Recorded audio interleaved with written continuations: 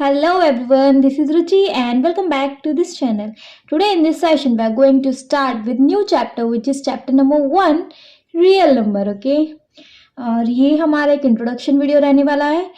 इस वीडियो में हम सारा कुछ इस चैप्टर का समराइजेशन पढ़ेंगे.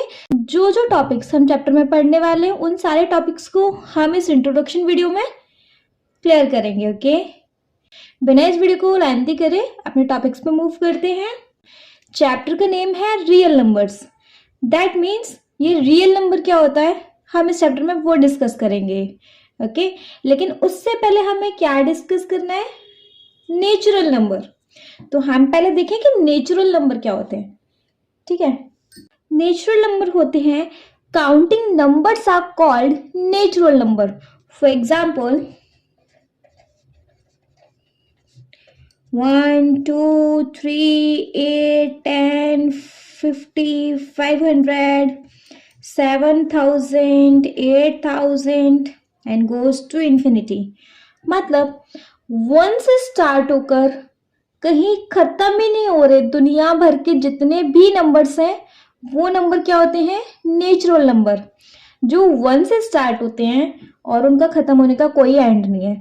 दुनिया में जितने भी नंबर्स होते हैं वो सारे नंबर्स क्या हैं? Natural number. Okay, now come to our next topic which is whole number. Whole numbers क्या होते हैं? होल नंबर भी नेचुरल नंबर होते हैं लेकिन उसमें जीरो भी इंक्लूड होता है.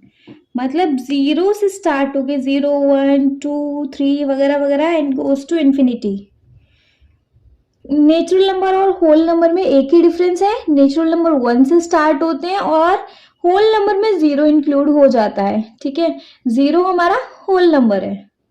क्लियर? नेचुरल और होल समझ में आए? चलो नेक्स्ट आता है हमारा. अच्छा, एक चीज और, नेचुरल नंबर्स को हम डिनोट करते हैं एन से, होल नंबर को हम डिनोट करते हैं डब्ल्यू से. याद रखना इन चीजों को. अब नेक्स्ट आता है हमारा इंटीजर. ठीक है, पहले तो मैं इंटीजर का ही बता दे रही हूँ. इंटीजर को डिनोट करते हैं हम आई के साथ. क्लियर? अब इंटीजर क्या होता है? इंटीजर्स में आते हैं सारे नेगेटिव नंबर और सारे पॉजिटिव नंबर. समझ में आया? इंटीजर्स रिलेट करता है सारे नेगेटिव नंबर्स के साथ और सारे पॉजिटिव नंबर के साथ. कोई भी नेगेटिव नंबर है कह सकते हैं इंटीजर है, कोई भी एक पॉजिटिव नंबर है कह सकते हैं इंटीजर है. Is it clear? चलो जी, ये तीनों चीजें पढ़ ली. अब हम पढ़ेंगे भाई रियल नंबर्स. अच्छा नहीं, रियल नंबर से पहले हम रेशनल और इरेशनल नंबर्स और पढ़ लेते हैं. क्लियर? चलो, रेशनल नंबर्स क्या होते हैं भाई? रेशनल नंबर्स होते हैं हमारे p अपॉन q की फॉर्म में, बट q जो है हमारा जीरो नहीं हो सकता. ठीक है, रिमाइंड इट. For example 4/3. अगर ये 5 भी है तो 5 भी हमारा रेशनल नंबर है. क्यों? क्योंकि हम इसको ऐसे लिख सकते हैं 5/1, लेकिन हम इसे 5/0 नहीं लिखेंगे. कोई भी रेशनल नंबर में जीरो डिनोमिनेटर में नहीं आएगा. इज इट ओके ना? जो नंबर हमारे p अपॉन q की फॉर्म में होते हैं उनको हम रेशनल नंबर्स बोलते हैं, बशर्ते q हमारा जीरो नहीं होना चाहिए. Got it? Now come to our next topic which is irrational number. अच्छा नहीं, रेशनल नंबर हमारे किस से डिनोट होता है भाई? q से. ठीक है, अब हम अपने इरेशनल नंबर देख लेते हैं. इरेशनल नंबर्स क्या होते हैं? देखो, अगर rational number p upon q की फॉर्म में, तो रेशनल का अपोजिट इरेशनल. तो इरेशनल नंबर हमारे p अपॉन q की फॉर्म में नहीं होंगे. Cannot be in the form of cannot be in the form pq. pq की फॉर्म में वो नहीं होंगे. समझ में आया? पहली बात तो वो pq की फॉर्म में हो ही नहीं सकते. Second one is irrational numbers क्या होता है पहले देख लो. रेशनल नंबर हमारे डिनोट करते हैं q से और इरेशनल नंबर हम डिनोट करते हैं हमारे q डैश से. ठीक है, q और q dash. Clear? Rational number होता है हमारा p अपॉन q की फॉर्म में. इरेशनल नंबर हमारा p अपॉन q की फॉर्म में नहीं होएगा. और क्या चीज नहीं हो सकती? हमारा डेसिमल है. अगर हमारे डेसिमल के बाद कोई डिजिट्स हैं तो वो नॉन टर्मिनेटिंग होंगी, मतलब कि खत्म ही नहीं होंगी, चलती रहेंगी, कुछ ना कुछ डिजिट आती रहेंगी, खत्म नहीं होंगी। वो क्या हो जाएगा हमारा इरेशनल नंबर। और क्या होता है इरेशनल नंबर की कंडीशन? नॉन रिक्योरिंग होंगी, दैट मीन्स नॉन रिपीटिंग होंगी। मतलब डेसिमल के बाद जो भी डिजिट चल रही है वो रिपीट नहीं होगी। फॉर एग्जाम्पल 7.01, 001, 0001, 00001, देखो रिपीट नहीं हो रही है, कुछ ना कुछ अपने आप में ऐड करते हुए आ रही है। सपोज लाइक ऐसे चलता ही जा रहा है, खत्म ही नहीं हो रहा। क्या है ये हमारा नंबर? Non terminating. तो समझ में आ गया। सारे अंडर रूट्स के नंबर, मतलब इसका तो 2 का तो हो जाएगा, सारे अंडर रूट के नंबर है ना, ऐसा नहीं है, लेकिन 4 अंडर रूट 4 हमारा रेशनल नंबर हो जाएगा, है ना, क्योंकि हम इसको P अपन Q की फॉर्म में लिख देंगे। इसको हमने खोला 2 तो 2 अपन 1, तो ये तो पी क्यू की फॉर्म में आ गया। अंडर रूट 2 हुआ, अंडर रूट 3 हुआ, अंडर रूट 5 हुआ, ये सारे भी क्या है हमारे इरेशनल नंबर्स। इतना समझ में आ गया। चलो अभी अगर नहीं भी आ रहा होगा तो हम एक्सरसाइज करेंगे तो इन सारे कॉन्सेप्ट को मैं वहां भी बहुत अच्छे से क्लियर करूंगी, so don't worry about it. Okay चलो नेक्स्ट आता है हमारा प्राइम नंबर्स। देखो भाई अब प्राइम नंबर्स क्या होते हैं? प्राइम नंबर्स होते हैं जो अपने ही टेबल के साथ डिवाइड हो जाए और 1 के साथ डिवाइड हो, बस, और किसी के साथ डिवाइड नहीं होने चाहिए। फॉर एग्जाम्पल 2, 3, 4 तो 2 से डिवाइड हो जाता है, तो 5, 7, 9 होगा क्या? नहीं होगा। क्यों नहीं होगा? 3 में भी तो आता है ये। सिर्फ या तो अपने टेबल के साथ जाने चाहिए या 1 के साथ जाने चाहिए। 1 के साथ तो खैर हर नंबर चला जाएगा, लेकिन मेनली वो अपने टेबल के साथ जाने चाहिए। और क्या कह सकते हैं हम? 11, 17, 19 एंड सो ऑन। समझ में आया? इसका आप बताओ क्या 2 किसी और की टेबल में आता है? नहीं आता ना। तो अगर हम इसका फैक्टर देखें तो सिर्फ 1 या 2, या तो 1 की टेबल से जाएगा या खुद की टेबल से जाएगा। 3 किसी और की टेबल में आता है क्या? सेम एज 5 आता है कि किसी और के टेबल में? नहीं आता ना। ये खुद अपने ही टेबल से डिवाइड हो सकते हैं, अदरवाइज 1 के साथ डिवाइड हो सकते हैं। इनके अलावा और किसी भी नंबर के साथ ये डिवाइड नहीं हो सकते। वो होते हैं हमारे प्राइम नंबर्स। समझ में आ रहा है ना? अच्छा मैंने आपको रियल नंबर और नहीं बताया। रियल नंबर्स क्या होते हैं? दुनिया में जितने भी नंबर्स बने हैं सारे नंबर्स रियल हैं। मे बी पॉजिटिव हो, मे बी नेगेटिव हो, मे बी रेशनल हो, मे बी इरेशनल हो, कुछ भी हो, दुनिया भर के नंबर, दुनिया में जितने भी नंबर हैं वो कैसे नंबर्स हैं? Real number. समझ में आया? मैंने बोला -5 रियल नंबर है, सॉरी 5/7 रियल नंबर है, अंडर रूट 5 रियल नंबर है। दैट मीन्स कोई भी नंबर ले लो दुनिया का उठा के, वो नंबर क्या है अगर मैं पूछूं तो रियल नंबर। क्लियर हो गया? चलो भाई अब नेक्स्ट टॉपिक को देखें। नेक्स्ट टॉपिक है कंपोजिट नंबर। मैंने अभी प्राइम नंबर पढ़ा था। प्राइम नंबर का सीन क्या था? खुद की अपनी टेबल से जाना चाहिए या 1 से चला जाए, बस, इसके अलावा किसी और टेबल से नहीं जा सकता। कंपोजिट नंबर उसका उल्टा, प्राइम नंबर का अपोजिट कंपोजिट नंबर। उसमें क्या किसी और की टेबल से खूब जाए, कोई दिक्कत नहीं है भाई। इसके तो सिर्फ 2 ही फैक्टर थे प्राइम नंबर की, है ना, लेकिन इसका क्या सीन है? कंपोजिट नंबर के मोर देन 2 फैक्टर्स होते हैं, मोर देन 2 फैक्टर्स होते हैं। फॉर एग्जाम्पल मैंने उठा लिया 4 के अगर फैक्टर देखेंगे तो 1 से जाएगा, अपनी टेबल से जाएगा, 2 से भी जाएगा, मोर देन 2 फैक्टर्स हो गए। 8 उठा लिया, 1 से जाएगा, 2 से जाएगा, 4 से जाएगा और अपनी टेबल से जाएगा, मोर देन 2 फैक्टर्स हो गए। समझ में आया? अगर नॉट मोर देन 2 फैक्टर्स हुए तो वो प्राइम नंबर जो कि अपनी टेबल से जाए और 1 का टेबल से जाए। कंपोजिट नंबर में क्या अपनी टेबल से भी चला जाए, 1 से भी चला जाए और उसके अदर देन भी किसी और नंबर से चला जाए, वो हो जाएगा हमारा कंपोजिट नंबर। एक चीज और, मैं वन को क्या प्राइम नंबर होता है हमारा, वन या कंपोजिट नंबर होता है? बता दूं, वन ना हमारा प्राइम नंबर है, neither prime nor composite. One हमारा ना तो प्राइम नंबर होता है, कंपोजिट क्या लिख रही हूँ, कंपोजिट सॉरी। वन ना हमारा प्राइम नंबर होता है, ना ही हमारा कंपोजिट नंबर होता है। आया समझ? चलो नेक्स्ट टॉपिक है थ्योरम 1.1, जो कि है यूक्लिड डिवीजन लेमा। मींस देखो, थ्योरम बहुत इंपॉर्टेंट है, क्वेश्चंस में हर जगह काम आने वाली है, तो इन थ्योरम्स को तो प्लीज बहुत अच्छे से दिमाग में भर लो, ठीक है।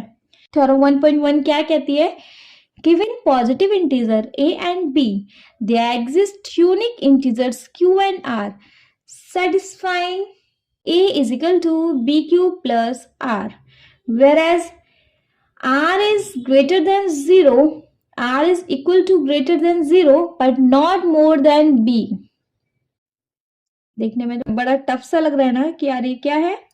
मैं अगर इसको सिंपल लैंग्वेज में समझा के दूं तो देखो, क्वेश्चन बोल रहा है, सॉरी, ये इस थ्योरम का कहना है कि dividend is equal to divisor into quotient plus remainder, ठीक है, कि जिसमें लिखा है बी क्यू प्लस आर। समझो डिविडेंड क्या, चलो कोई एक नंबर ले लो उसके अकॉर्डिंग समझाऊं। 3 9, इसको डिवाइड किया नहीं 10 ले लूं मैं, है ना, 3 3 9 1। दिस नंबर इज कॉल्ड, हमारा ये नंबर क्या हो गया, इसे हम भाग दे रहे हैं, डिवाइड कर रहे हैं, तो ये नंबर हो गया हमारा डिवीजर। किसका डिवाइड कर रहे हैं? 10 का, तो ये नंबर क्या हुआ हमारा डिविडेंड। ये नंबर क्या हुआ हमारा क्वोशिएंट। रिमाइंडर क्या हुआ, रिमाइंडर क्या हुआ ये नंबर। समझ में आया? Divisor, dividend, quotient and remainder. ठीक जी। क्वेश्चन कह रहा है बी को आप समझो, इसमें ये लिखा हुआ है बी क्यू प्लस आर, है ना, तो हमारा ए इज इक्वल टू है, सॉरी ऐसा है ना, ए को हम मानो डिविडेंड, डिविडेंड मतलब 3, है ना, बी क्यू समझो आप डिवीजर, और क्यू तो क्वोशिएंट और आर तो रिमाइंडर। तो कह रहा है हमारा डिविडेंड इक्वल होता है, इस थ्योरम का कहना है कि हमारा डिविडेंड हमेशा इक्वल रहेगा, डिवीजर और क्वोशिएंट का मल्टीप्लाई करो प्लस रिमाइंडर का प्लस कर दो, तो ये तीनों चीज मिलके हमारी इक्वल हो जाएंगी डिविडेंड के। कैसे करके देखें? पहले तो इतना करके देखो, ए क्या हमारा डिविडेंड, तो 10 इज इक्वल टू बी क्या हमारा डिवीजर 3, क्यू है ना, क्यू क्या है हमारा quotient, into 3 plus R, R कितना 1, करके देखो भाई 3 3 9 प्लस 1 10, ये इक्वल होता है। चलो कंडीशन और दी हुई है कि हमारा जो रिमाइंडर है वो हमारा 0 के ये तो इक्वल हो सकता है या 0 से बड़ा हो सकता है। बिल्कुल सही बात है, या तो यहाँ 0 आएगा, अदरवाइज यहाँ 0 से कुछ ज्यादा आएगा, ठीक है। तो इसने ये चीज तो सही बोली है, हमारा रिमाइंडर या तो 0 होगा या 0 से बड़ा होगा, लेकिन क्या कभी भी डिवीजर से बड़ा नहीं होगा। डिवीजर मीन्स ये नंबर कभी भी यहाँ 7 नहीं आ सकता, कभी भी यहाँ 4 नहीं आ सकता, कभी भी यहाँ 5 नहीं आ सकता, 6 नहीं आ सकता, अगर यहाँ डिवीजर 3 है तो, या डिवीजर कुछ भी है, हमारे इस डिवीजर से कभी भी रिमाइंडर बड़ा नहीं होगा। ये इस थ्योरम का कहना है, कभी भी रिमाइंडर तो 0 हो सकता है या 0 से बड़ा हो सकता है, लेकिन वो कभी भी डिवीजर से बड़ा नहीं होगा। समझ में आया? रिमाइंडर अगर सपोज यहाँ 4 है, बड़ा हो गया ना, तो हम तो इसको वैसे काट देंगे, 3 1 3, फिर छोटा कर दिया। आ रहा है समझ? यहाँ 7 है, 3 से बड़ा है ना, तो वैसे ही कट जाना है, 3 2 6, फिर हमने 1 ले लिया, कुछ और भी ले लिया, लेकिन या तो यहाँ 0 आएगा, या यहाँ 1 आएगा, या यहाँ 2 आएगा। अगर यहाँ कंडीशन में 3 है तो 4 होता, 5 आ सकता, 6 सॉरी 4 होता तो 0 1 2 3 ऐसे आ जाते, लेकिन 4 भी आया तो हम उसको काट के 0 कर देंगे ना, 4 1 जा 4 से। ये थ्योरम समझ में आई? इस थ्योरम का मीन ये था। चलो move to our next theorem. अगर कोई कंफ्यूजन हो तो प्लीज आप मुझे कमेंट सेक्शन में कमेंट करके पूछो, ठीक है? पूछोगे तो उसमें कोई शर्म नहीं है, चीजें पूछने से ही आगे क्लियर होती हैं। चलिए भाई नेक्स्ट थ्योरम पे मूव करेंगे। नेक्स्ट थ्योरम है हमारी fundamental theorem of arithmetic. Every composite number can be expressed or factorized as a product of prime, and this factorization is unique apart from the order in which the prime factors occur. Means बड़ा घोच पोच लग रही है ना, अपने तरीके से समझाते हैं अपने देसी लैंग्वेज में। देखो क्वेश्चन ने बोला कि हमारे कंपोजिट नंबर, पता नहीं क्यों ही मैं क्वेश्चन बोल रही हूँ, थ्योरम कहती है हमारे कंपोजिट नंबर को हम कैसे एक्सप्रेस कर सकते हैं प्रोडक्ट ऑफ प्राइम की फॉर्म में। कैसे? देखो फॉर एग्जांपल मैंने एक कंपोजिट नंबर लिया कोई भी 10, कंपोजिट नंबर ही है ना, क्यों है? क्योंकि ये देखो 2 के भी टेबल से चला जाएगा, 5 के भी टेबल से चला जाएगा, 10 की टेबल से भी चला जाएगा, 1 से तो जाएगा ही जाएगा, है ना? मैंने बताया था composite number more than 2 factors होते हैं, कंपोजिट नंबर होते हैं वो, ठीक है? अगर मैं इनका फैक्टराइजेशन करूं 2 5 10 5 1 5, ये जो निकल के आए इसके प्रोडक्ट्स वो कैसे नंबर्स हैं हमारे? Prime numbers. समझ में आ रहा है ना? देखो तो हम इनको प्रोडक्ट ऑफ प्राइम की फॉर्म में लिख सकते हैं कंपोजिट नंबर्स को, ठीक? नेक्स्ट लाइन क्या बोल रही है? And this factorization is unique, ये फैक्टराइजेशन हमारे यूनिक होते हैं apart from the order in which the prime factors occur. अच्छा, इन फैक्टराइजेशन के बीच में कोई सीक्वेंस नहीं चलता, कोई ऑर्डर नहीं चलता। अगर मैं इस फैक्टराइजेशन को ऐसे करती 5 2 10 2 1 2, तो क्या ये हमारा गलत है? बिल्कुल भी नहीं है। क्यों नहीं है? सही तो क्या है भाई, बस पहले 2 5 लिखा था 5 2 लिख दिया। इसका मतलब है कि इसमें कोई भी ऑर्डर नहीं चलता। अगर हम 2 into 5 करें तब भी हमारा 10 आएगा, और 5 into 2 करें तब भी हमारा 10 आएगा। तो इसके अंदर कोई भी एक ऑर्डर नहीं चलता है। क्लियर? बस इतनी सी थ्योरम थी, इतना लंबा तो पता नहीं क्यों लिख देते हैं।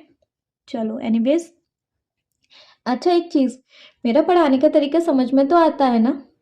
जो मैं पढ़ाती हूँ अच्छे से समझ तो आ जाता है ना? प्लीज मुझे कमेंट करके बताना, क्योंकि मेरे लिए ये रिवार्ड से कम नहीं होता, क्योंकि मेरा मेन मोटिव बस ये रहता है कि मैं जो पढ़ा रही हूँ, जितना भी मैं अपना बेस्ट देने की कोशिश कर रही हूँ, उतना बच्चों को समझ भी आए, तो मेरी उतनी मेहनत वसूल हो जाएगी। ठीक है, तो बताना मुझे कमेंट सेक्शन में कमेंट करके। चलो नेक्स्ट थ्योरम पे मूव करेंगे। नेक्स्ट थ्योरम है हमारी theorem 1.3 which is let's p be a prime number if p divide a square then p divides a where a is a positive integer। देखो ये तो सीधी सीधी लैंग्वेज में लिखा हुआ है, हमने अज्यूम किया p एक प्राइम नंबर है, तो मैं एग्जांपल में p को कोई भी एक प्राइम नंबर ले लेती हूँ। p अगर मैंने ले लिया 5, if p divide a square, a मतलब किसी भी नंबर का स्क्वायर ले लो, 6 to 5, ठीक है ना? तो ये हमारा a स्क्वायर हो गया ना। अगर p डिवाइड a स्क्वायर, अगर ये 5 6 to 5 को डिवाइड कर सकता है, अगर 5 डिवाइड करता है 6 to 5 को, then p divides a also, तो 5 डिवाइड करेगा a स्क्वायर मतलब 6 to 5, तो a कितना हो गया? इसका स्क्वायर रूट हटा दो भाई, 25 है ना? तो 5 25 को भी डिवाइड करेगा, ये इस थ्योरम का कहना है। अगर p डिवाइड कर रहा है a स्क्वायर को, तो p को a को भी डिवाइड करना पड़ेगा, और करता भी है। तो बस इतना सही थ्योरम कह रही थी। समझ में आई मेरी बात?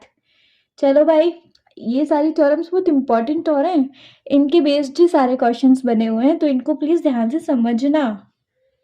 ठीक है जी? थ्योरम 1.4 पे मूव करेंगे। 1.4 क्या कह रही है? वैसे लास्ट टॉपिक है हमारे इंट्रोडक्शन वीडियो का, सो शांति में आ जाओ। चलो भाई, theorem 1.4 says √2 is a irrational number. बताओ कैसे है, क्या है? बस इसने बोल दिया कि √2 इरेशनल नंबर होता है। प्रूफ करो कैसे। ये क्वेश्चन अच्छे खासे मार्क्स लेके एग्जाम में आता है, तो इसको तो भाई अच्छे से ही समझ लेना, ठीक है। प्रूफ करो √2 इज अ इरेशनल। कैसे प्रूफ करेंगे? हमें तो पता ही √2 इरेशनल नंबर है। क्यों है?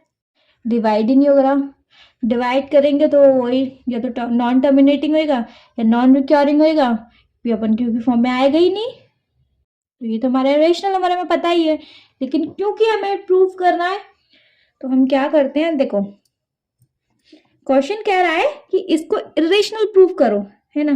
तो अभी तक हमें पता नहीं, सब भूल जाओ कि इरेशनल नंबर है।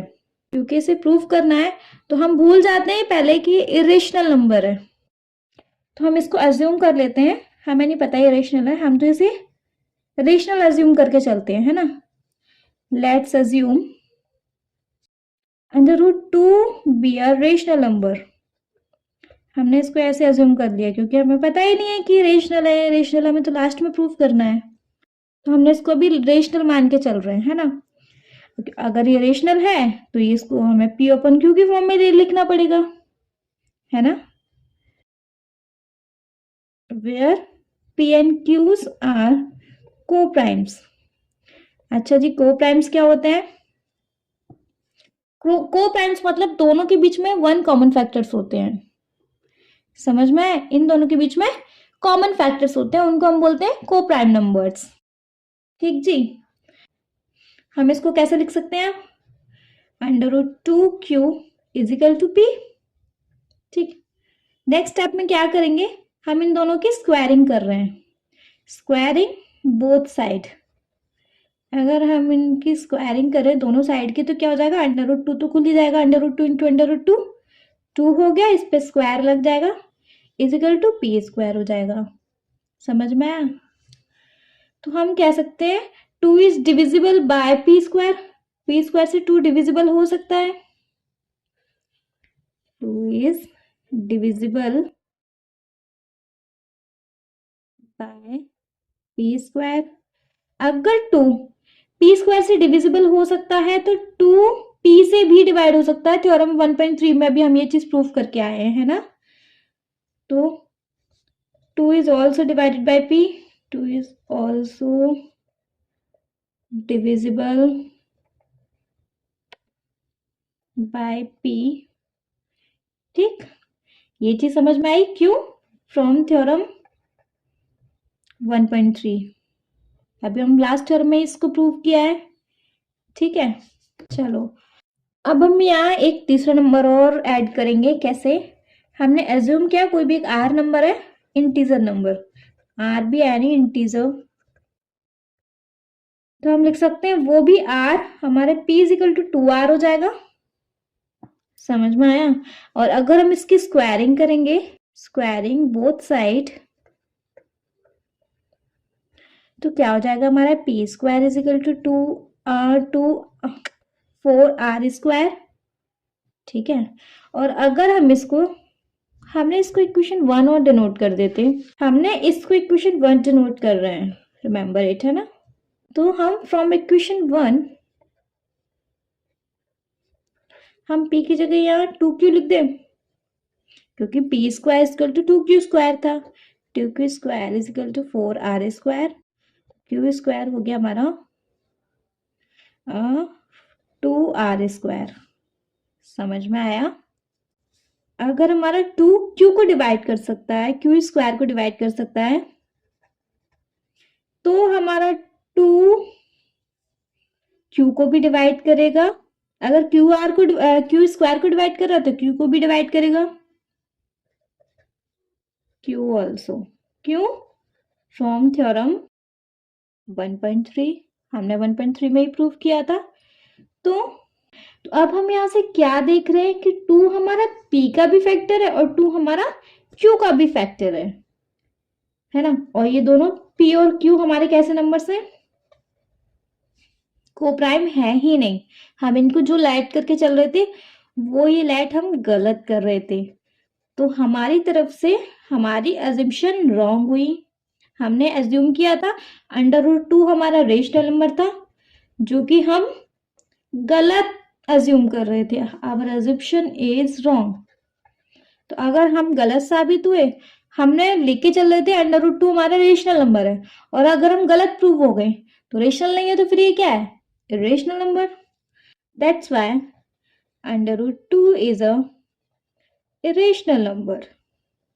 समझ में आया भाई? हम इस चीज को क्या क्या चल रहे थे कि √2 हमारा रेशनल है, हमें तो पता ही नहीं है रेशनल है ये रेशनल। तो अगर हम क्या क्या चल रहे थे कि √2 हमारा रेशनल है, और उधर हम नीचे जाके गलत प्रूव हो गए, तो अब भाई रेशनल नहीं है तो इरेशनल ही होगा, जाहिर सी बात है। इसलिए √2 हमारा इरेशनल नंबर है। आई नो बहुत सारी कंफ्यूजन होगा, नहीं भी समझ में आ रहा होगा, कोई दिक्कत नहीं है। अभी हम क्वेश्चंस पे मूव करेंगे, हम क्वेश्चंस करेंगे, तब आपको और अच्छे से समझ आ जाएगा। इतना टेंशन नहीं लेना, ठीक है? बताना मुझे कमेंट करके कैसा लगा आपको मेरा पढ़ाने का तरीका। Thank you so much. कोई डाउट हो तब भी आप मुझे कमेंट कर सकते हो।